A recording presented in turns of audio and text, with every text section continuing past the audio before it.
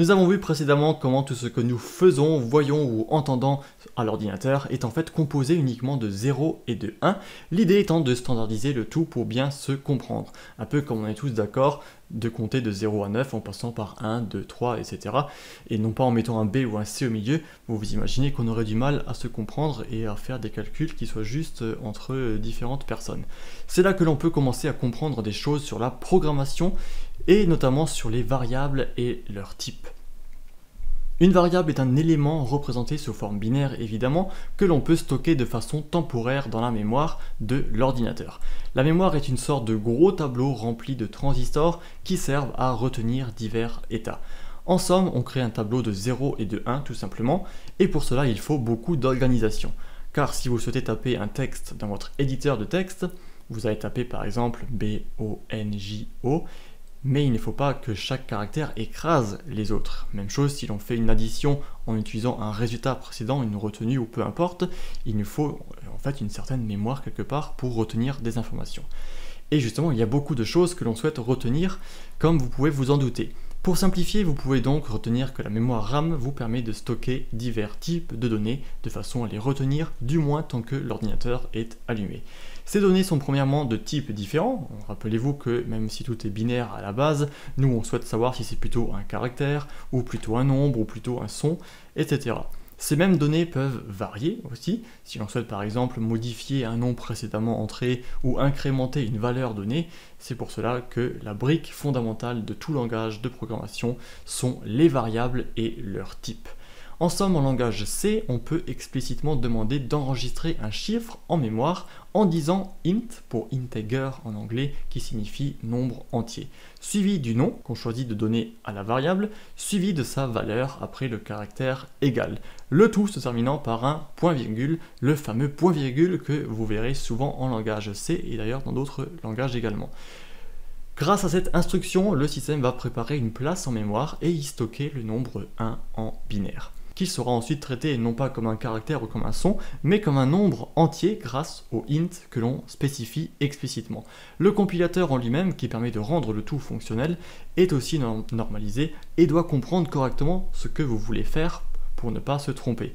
Chaque langage de programmation a donc sa propre syntaxe à respecter pour savoir ce que vous voulez dire à l'ordinateur.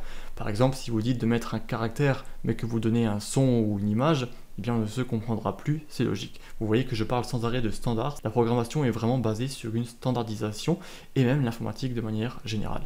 En langage C, on doit donc d'abord donner le type de la variable, puis son nom et ne pas oublier le point-virgule à la fin, après lui avoir ajouté une valeur qui est d'ailleurs optionnelle. Dans d'autres langages, on peut bien sûr le faire différemment, et puis évidemment un programme informatique est lui aussi une série de données binaires avec une façon de faire bien standardisée pour que n'importe quel ordinateur puisse le comprendre et l'exécuter. Au lieu de simplement afficher une image ou jouer un son, on ira donc bien plus loin grâce à la programmation. Par exemple, en pouvant afficher un son à une condition spécifique, ou en pouvant chercher un film sur le disque, ou en créant des fichiers donnés, etc. etc.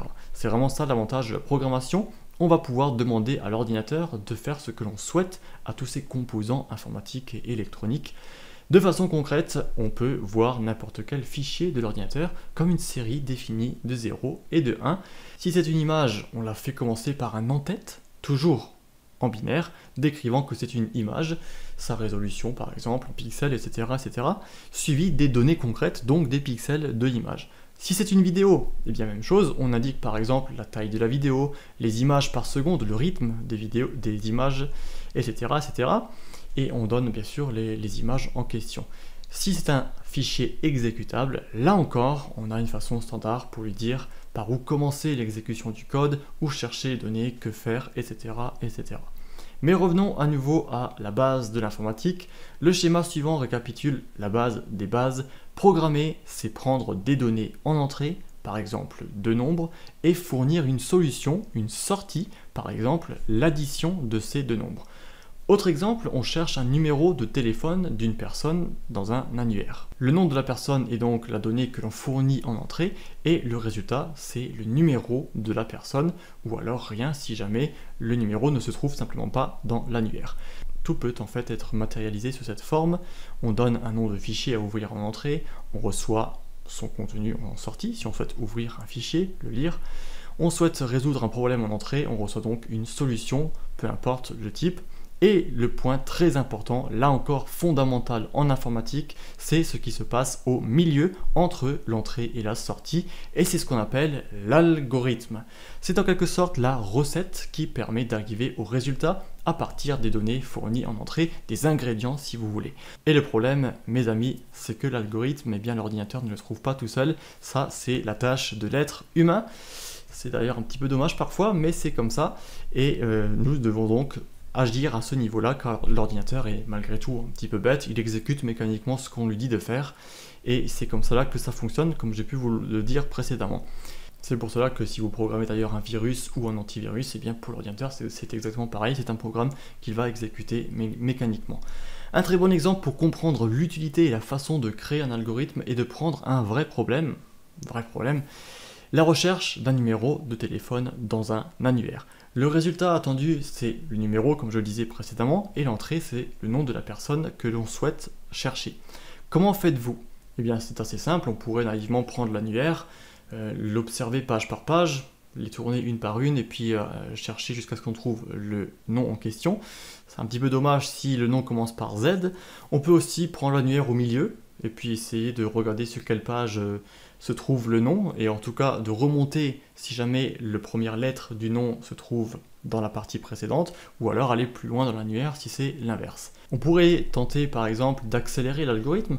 Si l'on reprend notre exemple avec le page par page, on pourrait imaginer tourner les pages 2 par 2 ou 10 par 10. Mais là, autre point très important, le problème c'est que l'algorithme doit être juste, car si vous tournez l'annuaire 2 pages par 2 pages et que vous ratez le nom de la personne, eh bien vous avez un problème parce que le nom est bien présent, mais vous n'allez pas le retourner, l'envoyer en sortie, et là il y a un gros souci. On a donc là deux problématiques principales autour des algorithmes. Ils doivent être suffisamment rapides pour se terminer un jour tout simplement, et ils doivent également être sans erreur, c'est-à-dire qu'ils doivent finir correctement et qu'on n'obtient pas un résultat erroné. Si vous faites 2 plus 2 et que vous obtenez 6, a priori c'est faux. Voilà donc les deux base principale d'un algorithme. Lorsque je reprends ma technique de l'annuaire séparé en deux, c'est un algorithme qui est en plus un peu optimisé, parce qu'au lieu de tourner page par page, vous vous en doutez bien qu'il y a différents types de vitesse et donc d'optimisation des algorithmes. Et ça c'est encore un point très intéressant et très fondamental, car imaginez les jeux vidéo ou même n'importe quel site et technologie qu'on utilise tous les jours. Si ces technologies n'étaient pas optimisées, eh bien on serait bien loin d'arriver à ce qu'on a aujourd'hui. On aurait des lenteurs, on ne pourrait pas lancer telle ou telle chose. C'est peut-être encore le cas avec certaines choses, mais donc l'algorithme est non seulement important dans le sens où il doit être correct, mais il doit être optimisé. En tant qu'être humain, si l'on cherche donc Monsieur Simon, on va naturellement ouvrir l'annuaire au milieu environ, puis chercher soit vers le début, soit vers la fin en fonction de la page qui s'ouvrira à chaque étape. On divise donc beaucoup le temps de recherche et on ne risque pas de se tromper. Ces différents algorithmes peuvent être observés sous forme graphique. À gauche, nous avons le temps passé et à droite, la taille de l'annuaire. Le premier algorithme vu, qui cherche page par page, va logiquement prendre beaucoup de temps, et surtout en plus si l'annuaire augmente. À tel point qu'on mettra potentiellement 1 an en fait à trouver le résultat si vous avez un annuaire énorme.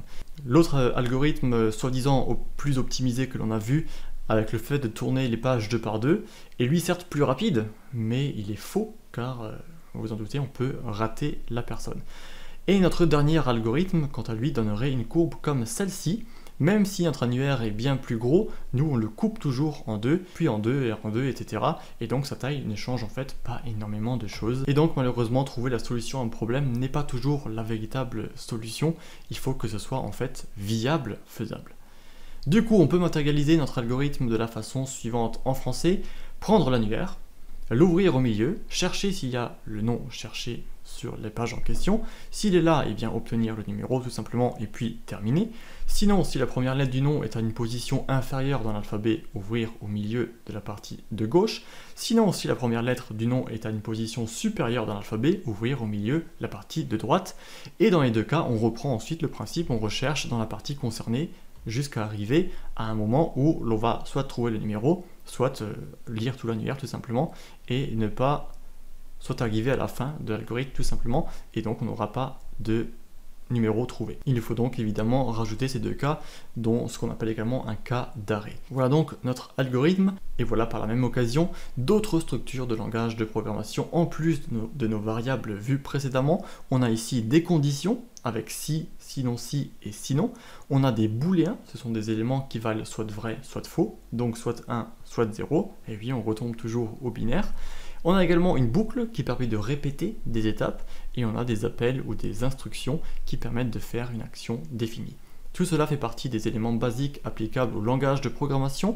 Une fois notre algorithme défini, il reste en fait simplement à le traduire avec la bonne syntaxe dans un langage de notre choix. Vous pouvez donc avoir à peu près n'importe quel algorithme transposé dans à peu près n'importe quel langage. Bien sûr, après il y a des subtilités, des langages plus adaptés pour telle ou telle chose, mais dans le fond, c'est bien cela et c'est comme ça là que ça fonctionne.